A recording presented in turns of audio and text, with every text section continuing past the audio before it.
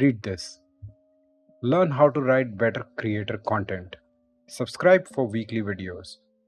It is clear, it is reasonable, it tells you what is on offer.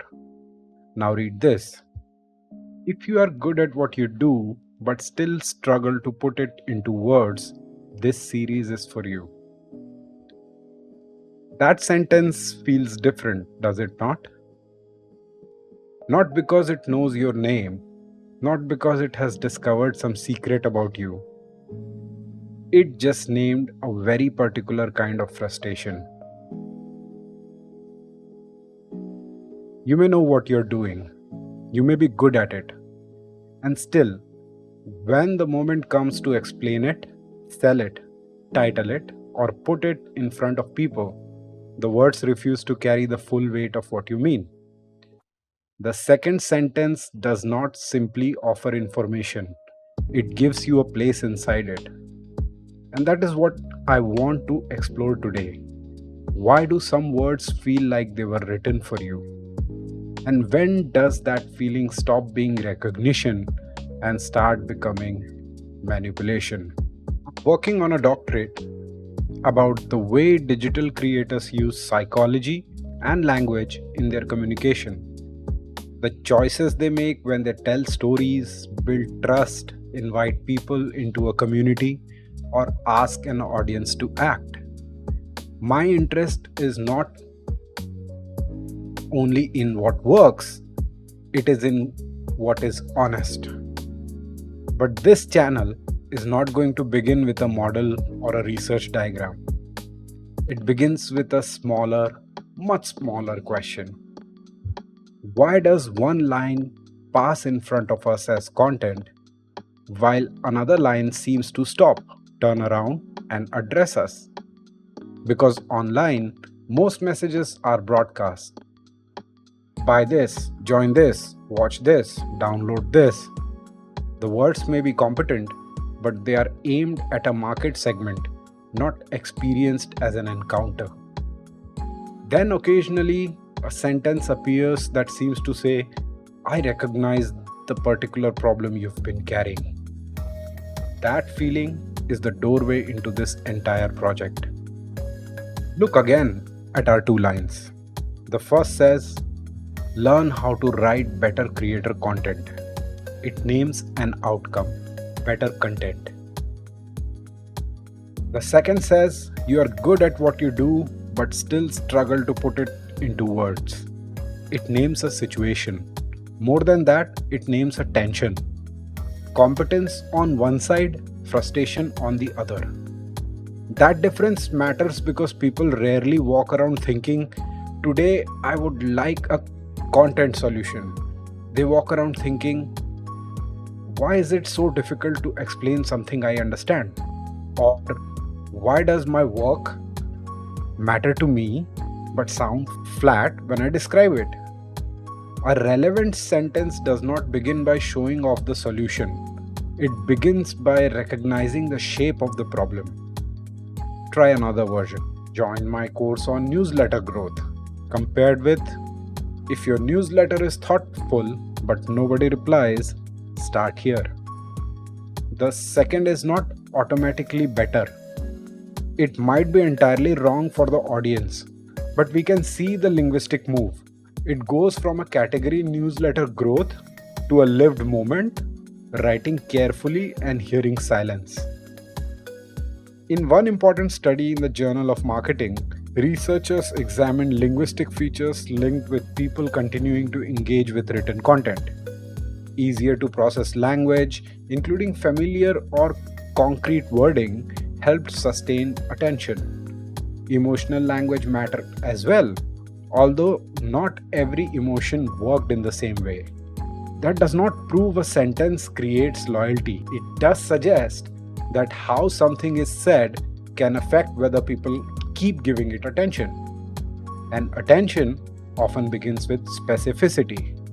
There's another move hidden in our sentence. If you are good at what you do. That is not only a description of a problem, it is an identity invitation. It says, I'm not speaking to someone who's incompetent. I'm speaking to someone capable, perhaps even careful, whose difficulty lies in translation, in turning skill into language. This is why creator communication is so interesting. Words do not tell us what to do, they position us. They imply who the message is for and what kind of person belongs inside it. A fitness creator does this when they say, for people who are tired of punishing their bodies. A business creator does this when they say, for founders who would rather build quietly than perform success all day. A teacher does it when they say, for students who think slowly and care deeply. Each sentence draws a little circle around an identity and asks, is this you? Some of the research I'm reading examines language as a social signal. In bilingual advertising, for example, switching between languages changed persuasion differently depending on the direction of the switch and the associations people brought to the language.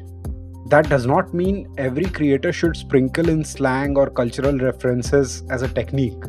It is a reminder that language can carry social meaning. It can tell people, truthfully or falsely, that a message understands the world they live in.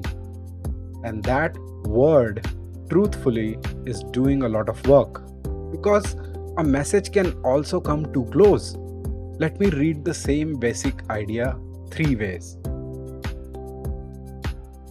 Creators experiencing communication challenges may benefit from weekly instructional content. Technically correct. Emotionally located somewhere in a filing cabinet. Option 2.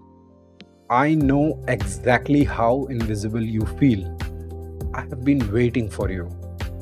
Now the sentence is trying to borrow an intimacy it has not earned. Option 3. If you are good at what you do but still struggle to put it into words, this series is for you. The third line is warmer, but it does not pretend we have a relationship we do not have. It names a plausible experience and makes an honest offer. This is the difficult craft of creator language. Too much distance and nobody feels addressed. Too much manufactured intimacy and people begin to feel handled. The sentence has to fit the relationship that actually exists. Here is the uncomfortable part. The same skill that helps a creator write with empathy can be used to deepen anxiety. Take our sentence and turn one dial. If nobody is engaging with your content, perhaps you are already falling behind. Subscribe before your audience forgets you. It is still specific, it is still aimed at a recognizable concern, but its job is no longer to clarify a problem and offer help. Its job is to intensify fear so that action feels urgent.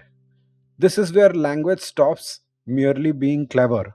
For creators, personalization is not ethically neutral. If you can name a person's aspiration, you can also press on their insecurity. If you can make someone feel included, you can make them feel fear exclusion. So, I want a simple test to travel through this channel with us. First, is the recognition accurate? Are you speaking to a real situation, or are you inventing a wound so that you can sell the bandage? Second, is the value transparent? After the emotional pull, are you offering something honest and useful? Third, is the pressure proportionate? If someone understood exactly how the sentence was designed, would the invitation still feel fair? That is not a perfect ethical theory, but it is a decent beginning for anyone who wants to influence people without making a business out of their private fears. So let us make this practical. Suppose your current call to action says, subscribe for marketing advice. Before you rewrite it, ask 3 questions. What specific situation is my viewer in? What identity am I respecting in the way I describe them? And what honest next step am I offering? For this channel, the answer might become, if you are building something meaningful and want the language around it to feel just as considered, join me here. Notice what it does not say. It does not promise you that the audience will love you. It does not say you are falling if you leave. It does not turn a normal creative struggle into a panic. It simply attempts to meet a real person at a real point of friction. Templates can help, but there's no magic phrase. The work is not to place the word you in a sentence and call it empathy. The work is to understand a human context well enough to speak into it with care. This matters in my doctoral research as well. I can study the choices a creator makes in a sentence. I can look at direct address, tone, identity markers, metaphor, the framing of a problem. I can interview creators about what they intended to do. But I cannot simply look at a line of text and announce that it made someone feel understood or that it built loyalty. Words are observable. Intent can be explored. The audience's actual experience has to be listened to or measured. It cannot be imagined into evidence. That boundary is not just academic caution. It is part of respecting people. Audiences are not buttons that phrases press. They interpret, resist, laugh, ignore, distrust, misunderstand, and occasionally feel unexpectedly seen. The honest question is not which words guarantee connection. It is what kind of language makes an invitation more capable of recognition, and how do we use that possibility responsibly? That is the question behind Beyond the Database. So I want you to leave with something to notice this week. When a line from a creator, a brand, a teacher, or even a friend feels strangely specific to you, pause for a moment. What did the language actually do? Did it name a situation? Did it offer an identity? Did it make fair invitation? Or did it turn a fear into pressure? If you have a sentence that made you feel genuinely addressed, leave it in the comments, along with what you think it recognized. We will use future episodes to examine the language, not to reduce the feeling. Next time, I want to go further in the line between persuasion and manipulation. When urgency is honest, when scarcity is real, and when marketing begins to steal your ability to choose calmly. This is Beyond the Database. I will see you in the next one.